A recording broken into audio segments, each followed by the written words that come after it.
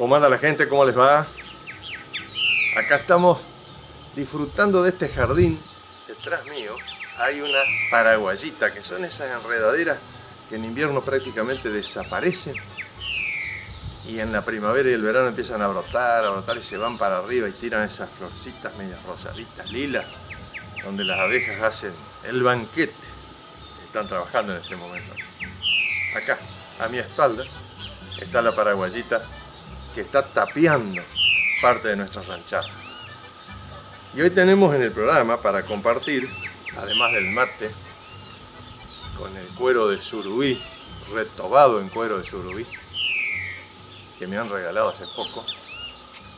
Juan Carlos Papa es un ingeniero del INTA Olivero que trabaja en malezas. Ustedes ya deben saber el dicho, hierba mala nunca muere. Bueno, hay de esas hierbas malas que no mueren fácilmente. Y el ingeniero Papa trabaja en todas ellas, pero particularmente en algunas que son resistentes al producto que más se usa en el agro argentino para esto, a partir sobre todo de las modificaciones genéticas de las plantas de los transgénicos que le hicieron resistente al glifosato. Y una de ellas, de la cual nos habla el ingeniero Papa, es la rama negra. No hay una sola especie de rama negra, él también lo cuenta. De eso vamos a charlar largo y tendido, como solemos decir, con el ingeniero Papa. Porque a veces el tema no es con qué controlarla la maleza, sino cuándo controlarla para que el control sea efectivo. Porque cuando uno llega tarde, como dice, güey lerdo toma agua turbia. Y se llega justamente cuando ya está de tiempo. Y algunos avances de lo que tenemos para futuros programas, que ya se lo vamos a ir contando.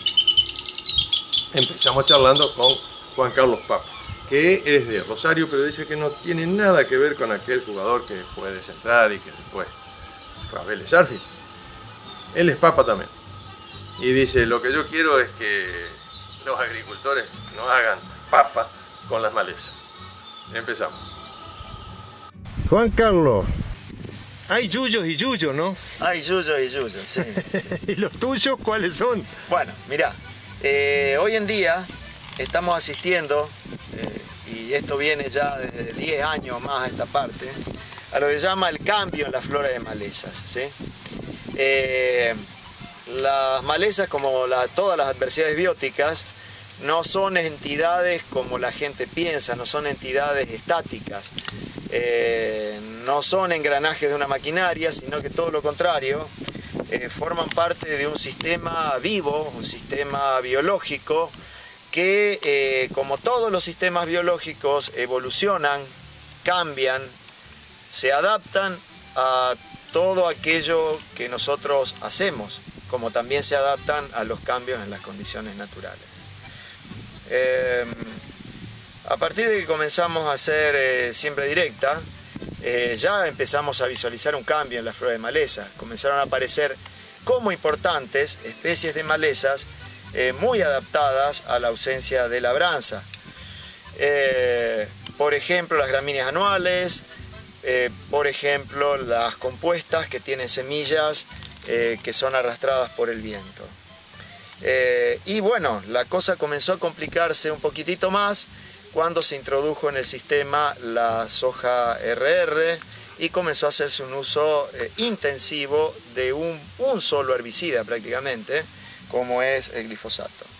Como resultado de estos procesos de adaptación a los que hacía referencia al principio, comenzamos a visualizar problemas que hoy son problemas importantes de malezas, como los referidos a malezas tolerantes, a herbicidas y a glifosato en particular, e inclusive especies de malezas resistentes a herbicidas y a glifosato en particular.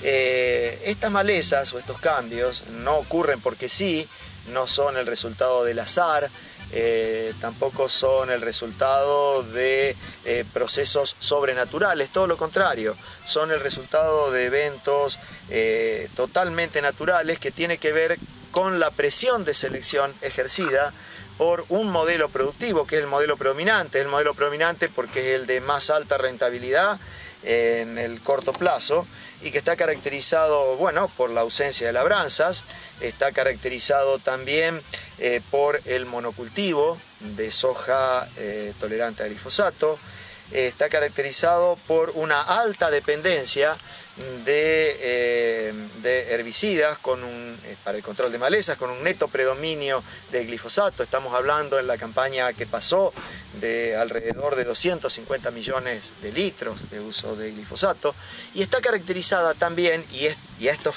factores se suman, no es que ninguno de ellos actúa de manera individual, está caracterizada también por una alta proporción de la superficie agrícola, por lo menos en la región sojera núcleo, que es donde yo me desempeño, una alta proporción de la superficie agrícola en arrendamientos con contratos de muy corta duración, que es la campaña agrícola y nada más.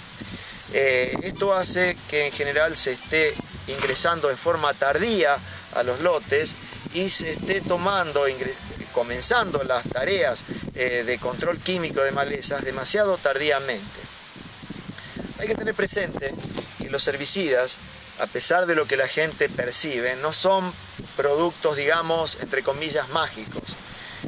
Son un eslabón más de una larga cadena de factores que deben interactuar para que el herbicida tenga un resultado favorable o bien desfavorable. En un ratito vamos a seguir charlando con Juan Carlos Papa, que nos da muchísimos detalles más para no fracasar en el control de maleza. Estas otras plantas que crecen en donde nosotros no queremos que crezcan y que nos perjudiquen nuestra cosecha, nuestro cultivo. Ya no más, después de la pausa y de estos mates.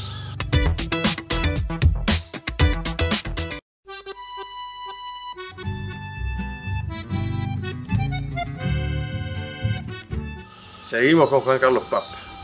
Ah, pero este hombre es fanático de lo suyo, ¿eh? Fanático. Y además se pone bravo cuando tiene que describir y dar recomendaciones. No es muy suave para sus comentarios, en el sentido de que él quiere que las cosas le anden bien a los productores agropecuarios para los cuales trabaja el INTA. Seguimos charlando con Juan Carlos. Uno de los problemas que tenemos justamente es que la gente centra la totalidad de sus expectativas y por lo tanto asigna el 100% del éxito o el de los eventuales fracasos al herbicida, cuando en realidad es solo un factor más. Y entre los factores que tienen mayor importancia, uno de los factores con mayor importancia en el buen desempeño del herbicida es la oportunidad de los tratamientos. Como decía recién, los herbicidas no son líquidos mágicos, tienen exigencias. Una de las exigencias es que la maleza sea chica y esté creciendo activamente. El problema es que cuando vos tomas el lote lo tomas muy tarde. El problema es que una alta proporción, acá no hay nada absoluto. Acá tenemos que hablar, y esto es biología, es importante reconocer la naturaleza biológica del problema. No hay nada que sea taxativo. Acá tenemos que acostumbrarnos a hablar en términos de probabilidades, porque es biología justamente. En biología a veces 1 más 1 es 2, a veces 1 más 1 es 10 y a veces 1 más 1 es menos 10.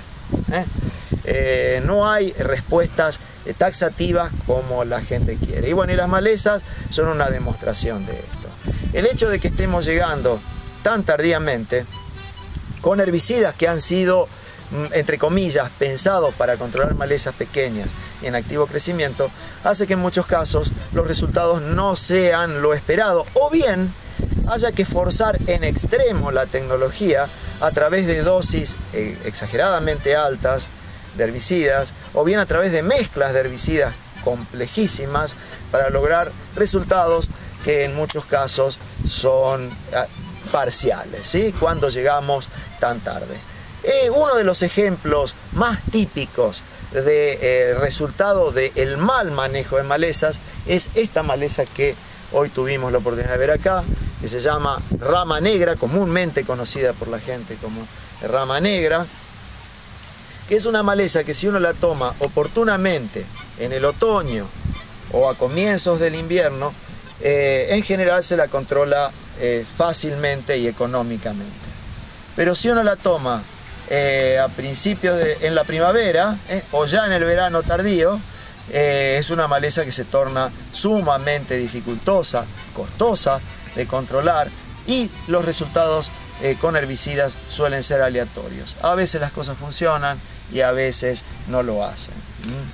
Es una maleza muy competitiva, puede llegar a consumir una parte muy importante del rendimiento de los cultivos estivales, porque prolonga su presencia en los cultivos estivales. Uno de los errores más frecuentes que suele cometer el productor con esta maleza es sembrar arriba de poblaciones vivas todavía de esta maleza, pensando que después algo va a haber para manejarla. Y resulta, se lleva la sorpresa de que lo que hay o es muy costoso, o hay muy poco, o no se consigue. Y lo poco que hay tiene una eficacia relativa. El desconocimiento que vos señalás, ¿cómo lo puede solucionar el productor o el aplicador? Bueno, productores, acá no estamos hablando solamente de productores o de aplicadores. Los problemas están asociados en general a desconocimiento o falta de capacitación de productores, de aplicadores e inclusive de técnicos que están muy abocados al proceso productivo. La cuestión es esta, el proceso productivo, cuando uno se aboca mucho al proceso productivo y nada más, los objetivos son en general de extremadamente corto plazo. Esto es la campaña nada más, y el espacio al cual está limitado es el lote. En realidad, los procesos que tienen que ver con las malezas y con las adversidades bióticas en general ocurren en una escala temporal que trasciende la campaña y que trasciende el lote. Lógicamente, esto es difícil de visualizar si uno no percibe el proceso del enmalezamiento a lo largo de 5, 6, 10 campañas. ¿Cómo podemos aprender esto? ¿Cómo podemos aprender de la naturaleza biológica del problema? Bueno, en INTA estamos abocados a una fuerte tarea de extensión, no solamente en malezas, sino en todo lo que es protección vegetal, en insectos, en enfermedades, porque consideramos que es clave, es una etapa clave que se la está tratando con, digamos, no la importancia que realmente tiene. ¿Por qué también es importante? Porque se están utilizando quizás de una manera no tan prolija productos que nosotros denominamos fitosanitarios, y que si no son muy bien utilizados y con mucho conocimiento de lo que se está haciendo, se corre el riesgo de incurrir en lo que se denominan externalidades, es decir, consecuencias que trascienden lo que ocurre en el propio lote y la campaña, y que pueden llegar a afectar a terceros. De ahí la importancia del uso de la herramienta química con mucho conocimiento. También la importancia, que también se aprende, de lo que se denomina la integración de los métodos de manejo. Esto es válido para malezas, esto es válido para enfermedades, esto es válido para insectos también. Que consiste no en abocarnos solo al uso exclusivo de una sola herramienta como es la herramienta química. En el tema malezas hay otros métodos que se pueden emplear y que se pueden combinar perfectamente con la herramienta química, como son los métodos culturales y eventualmente los métodos mecánicos, que bien utilizados y con conocimiento pueden llegar a tener un buen impacto sin afectar la sustentabilidad del recurso suelo. Muchísimas gracias. Gracias a vos.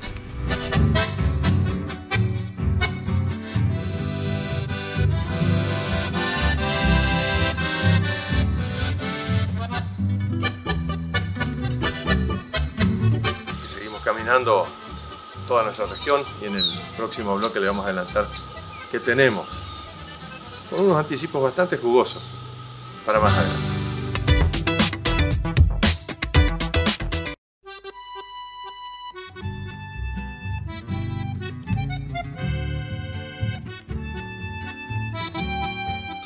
Recién le dijimos que íbamos a darle algunos avances, así que aquí viene.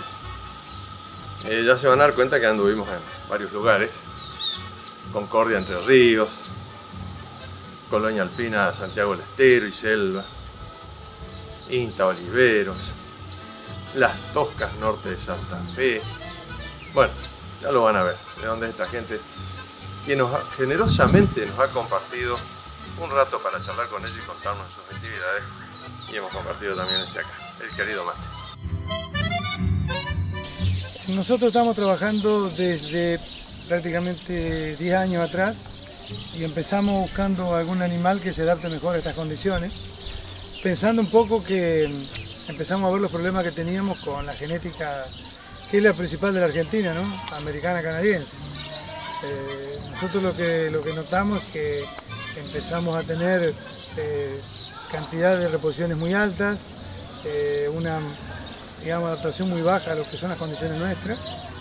Y la primera intención fue importar semen de Nueva Zelanda. Y tal es así que nosotros en el año 2001, antes que venga el crack, habíamos hecho un acercamiento con la cooperativa LIC de Nueva Zelanda, que es la más grande, para distribuir semen en Argentina, ya que importábamos directamente de ellos. El plan estratégico del INTA fue un plan que se comenzó con un bosquejo a discutir en las regionales, en las diferentes regionales del país, en los consejos de las diferentes regionales, y se fue construyendo en ese sentido durante todo el año 2004, en un proceso relativamente largo, también en consulta con gente de afuera del INTA, y el Consejo Directivo del INTA fue quien terminó aprobando ese plan estratégico institucional en el año 2005. Bueno, sí, tenemos una pequeña empresa familiar en el cual hoy, como vos decís, ya los hijos están pasando los 20 años los dos y han seguido la actividad en el campo y bueno, esto simplifica un poco. La verdad que agradecido a mi señora, que siempre fue la que me apoyó, como vos decías, en cuanto a los tiempos y a todo eso. Cuando ingresé en el tema de cooperativismo era mucho más difícil. Hoy ya con los pibes más al frente de la actividad, y eso simplifica un poco el tema de los tiempos.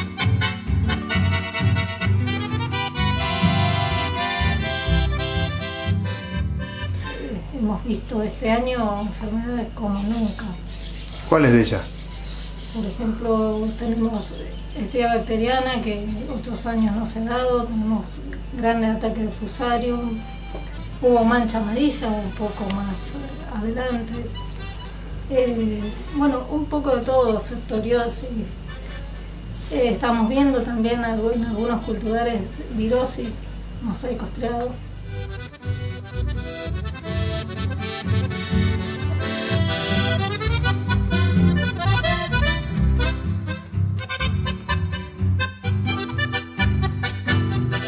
Bueno, ¿cuál es la situación de los insectos y en general la fauna plaga de los cultivos en la región? ¿Qué problemas predominan? Bueno, en cuanto a fauna plaga, es principalmente, diríamos, los artrópodos relacionados al cultivo de soja, que como todos sabemos es el cultivo predominante en la zona. Y bueno, y dentro de este cultivo los mayores inconvenientes los tenemos a raíz del daño que hacen defoliadoras, principalmente defoliadoras para la zona de oliveros y alrededores, chinches sí ya en casi toda la provincia, y trips, ácaros en algunas zonas bien puntuales. Trips me arriesgo a decir que ya en casi toda la zona de influencia de la estación experimental.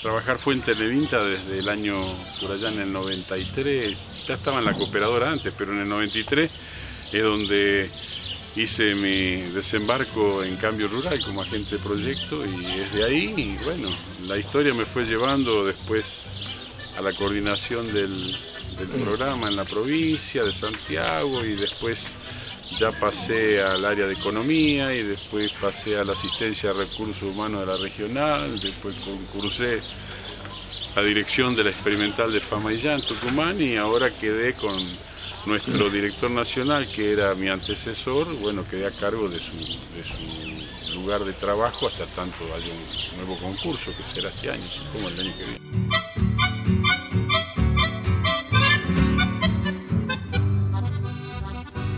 Ya cuando hablamos del campo, pasamos a otro sector de la precisión, que se llama justamente agricultura de precisión, donde están vinculados todo el staff de equipamiento para agricultura, llamémosle monitores de siembra, banderilleros satelitales, pilotos automáticos, GPS para medir superficie, medidores de humedad de grano, termometría para silos, todo ese tipo de cosas, ¿no? Bueno, Oscar, gracias a vos por molestarte en venir hasta acá, norte santafesino, Las Toscas. Gracias a la gente que te acompaña y gracias también por el esfuerzo y por haber compartido este mate con nosotros.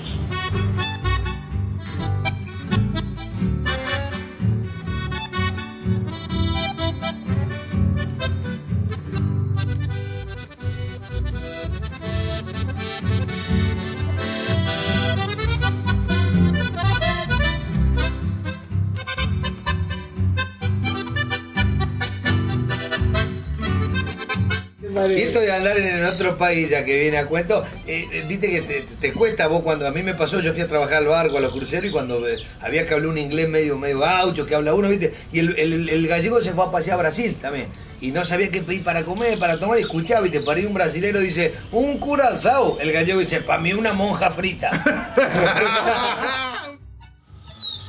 Nos estamos yendo, pero recuerdo algo de tiempos viejos. Los que somos veteranos ya, nos acordamos de las mangas de langosta. Las langostas venían en grupos muy grandes volando, y donde bajaban, ay madre mía, no quedaba nada, quedaban los palitos pelados nada más. Y le hacíamos ruido con las latas, de todo, para ver si no bajaban en el campo nuestro, que se fueran más adelante. Porque comían como langosta, y es un dicho de come como sabañón y no madura, come como lima nueva, come como langosta. Todos los dichos del campo. Pero hay un dicho más. Cuando uno se iba a cortar el cabello, como me pasó a mí estos días, y venía con los tronquitos del pelo que uno se cortaba corto, y así me corto yo de vez en cuando, te decían, ¡ja! ¿Pasó la langosta? Y era la risa de todo el mundo, porque claro, no era común que uno tuviera un peluquero cerca y a menudo ir a hacerse cortar el cabello. Entonces, cuando se le criaba el pelo, se acordaban de los versos de Martín Fierro. Por rudo que un hombre sea, nunca se enoja por esto, haciendo referencia a la porra, a la mata que se cría en el pelo. Gente, un gusto de haber estado con ustedes. La semana que viene, si Dios quiere, a través del programa nos vemos de nuevo. Muchas gracias. Chao.